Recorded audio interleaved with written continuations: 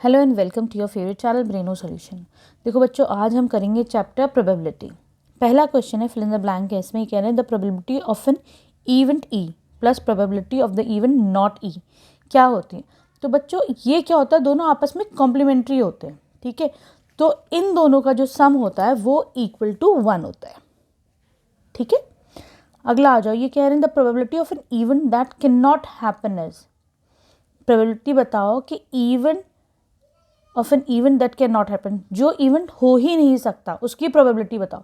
तो ऑब्वियसली बच्चों जो इवेंट हो ही नहीं सकता उसकी प्रोबेबिलिटी क्या हो जाएगी, 0 हो जाएगी। जब हो ही नहीं सकता तो भाई उसकी प्रोबेबिलिटी भी 0 हो जाएगी। ये क्या है, such an event is called, तो ऐसे इवेंट को हम कहते हैं इम्पॉसिबल इवेंट। ठीक है, या फिर इसमें अगर विजिबल ना हो तो मैं अलग से लिखूँ इम्पॉसिबल इवेंट। ठीक है, ये हो जाता है इम्पॉसिबल इवेंट। अब ये कह रहे हैं थर्ड यहाँ पर the probability of an event that is certain to happen, जो होगा श्योरली वो होगा, तो उसकी जो प्रोबेबिलिटी होती है वो बच्चे होती है 1।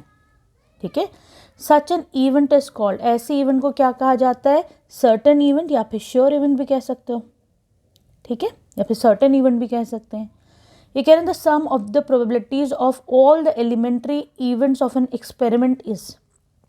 ये कहना कोई हमने एक्सपेरिमेंट करा है बच्चों, उसकी जो भी प्रोबेबिलिटी होगी उस इवेंट की, उनका सम कितना होता है। तो बच्चों जो सम होता है ये तुम्हारा किसकी इक्वल होता है, 1 की इक्वल होता है। ठीक है, क्लियर है। अब देखो बच्चों फिफ्थ है the probability of an event is greater than और इक्वल टू। जो प्रोबेबिलिटी होती है बच्चों वो कहाँ से कहाँ तक लाई करती है, वो 0 से 1 के बीच में लाई करती है। या तो 0 होगी या 0 से बड़ी होगी।